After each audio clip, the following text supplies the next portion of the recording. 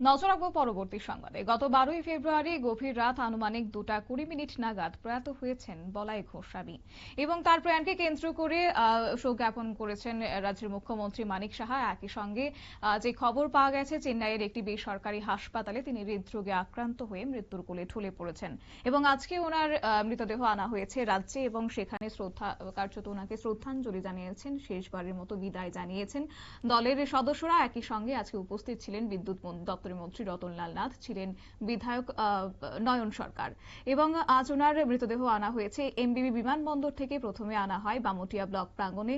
Bamutia block প্রাঙ্গণে ওনাকে শেষ শ্রদ্ধা জানাতে উপস্থিত ছিলেন মন্ত্রী রতনলাল নাথ। কি বলছেন তিনি, শুনুন। অত্যন্ত দুঃখের বিষয়।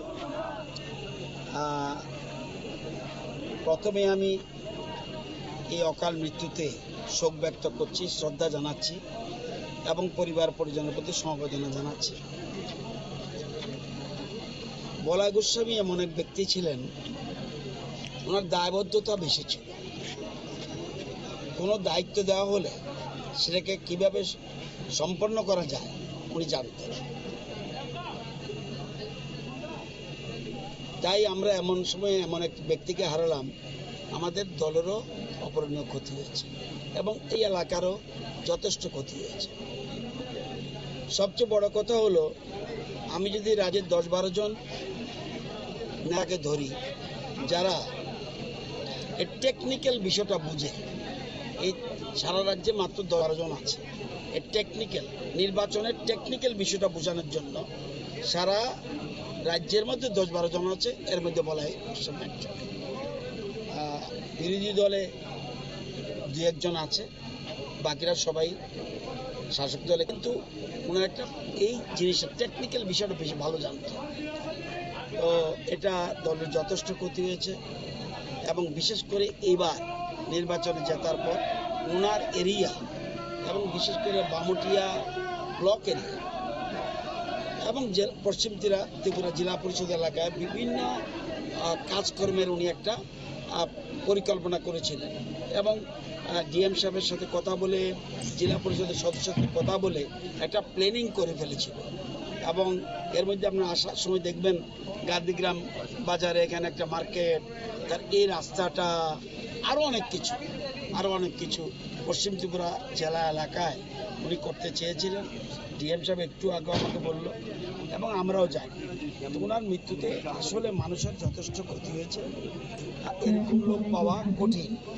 তো এটাই বলবো, আজকে আমরা অত্যন্ত দুঃখিত, ব্যথিত এবং ওনার এই এলাকার মানুষের কাছে বলবো, ওনার যে বাকি কাজটা যেন ওনার যে টিম ছিল তারা যেন পূরণ করে, সেটাই আমার বলা।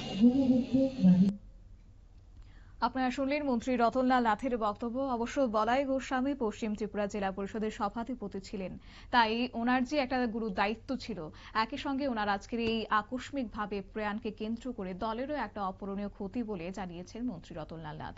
একই সঙ্গে আজকে শুরুতে ওনাকে এমবিবি বিমানবন্দরে আনা হয়েছে এবং তারপর কার্যত বামুটিয়া ব্লক প্রাঙ্গণে ওনাকে নেওয়া হয়েছে এবং সেখানেই কার্যত দলের যারা সদস্যরা ছিলেন শেষবারের মতো বিদায় জানিয়েছেন এবং বিদায় জানিয়েছেন বিধায়ক নয়ন সরকারও। তিনিও ফুল দিয়ে কার্যত শেষবারের মতো ওনাকে শ্রদ্ধা নিবেদন করেছেন। কি বলছেন তিনি, শুনুন।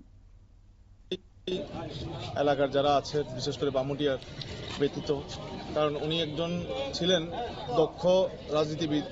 কারণ উনি যখন কংগ্রেসে ছিলেন তখনও দেখতাম যে উনি বিশেষ করে অফিসিয়ালি পেপারগুলা খুব ভালো জানতেন, বুঝতেন এবং বিজেপিতে যাওয়ার পরেও বিজেপিরও যে আমি বিভিন্ন মিটিংয়ে দেখি যে অফিসিয়াল ব্যাপারগুলো উনি খুব ভালো বুঝেন, জানেন। তবে আমি মনে করি এটা একটা ক্ষতি, অপূরণীয় ক্ষতি, তো এটাই। আর ওনার সাথে আমার ব্যক্তিগতভাবে একটা সম্পর্ক ছিল, যেহেতু বাবার সাথে বিরোধী দলে হলেও ওনারা বিরোধী ছিলেন, বাবা সরকারি দলের বিধায়ক ছিলেন, একটা সম্পর্ক ছিল। তো ওই সুবাদে আমার সাথেও একটা সম্পর্ক ভালো ছিল এবং আমার সাথে আমি ওনাকে কাকা বলে ডাকতাম এবং উনিও আমাকে ভাতিজার মতো স্নেহ করতেন। এই ওনার এই প্রয়াণে বামুটিয়া যে সার্বিক ডেভেলপমেন্ট বা উন্নয়ন তাদের ব্যাঘাত ঘটতে পারে মনে হয় আপনার?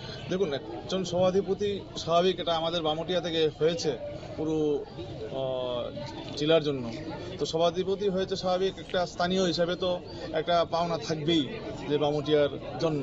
তবে এটা ওনার সাথে আমার কথা হয়েছে যে আশাবাদী ছিলাম যে উনি অনেক কিছু করবেন, কিন্তু দুঃখের ব্যাপার হচ্ছে উনি অসময়ে প্রয়াত হয়েছেন। তো এটা একটা গ্যাপ থেকেই গেল আর কি।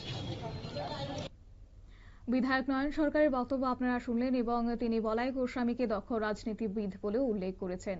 একই সঙ্গে বিদায় লগ্নে শেষবারের মতো আজকে ওনাকে শ্রদ্ধা জানিয়েছেন পশ্চিম ত্রিপুরা জেলা শাসক doctor Bishal Kumar, BDO Bamutia block Amitabh Bhattacharya, block chairman Dipak Kumar Singh, প্রাক্তন মন্ত্রী প্রকাশ চন্দ্র দাস, বামুটিয়ার মণ্ডল সভাপতি শিবেন্দ্র দাস সহ দলের আপামর নির্বিশেষে বামুটিয়ার হাজারো জনগণ ওনাকে শেষবারের মতো শ্রদ্ধা জানাতে উপস্থিত ছিলেন।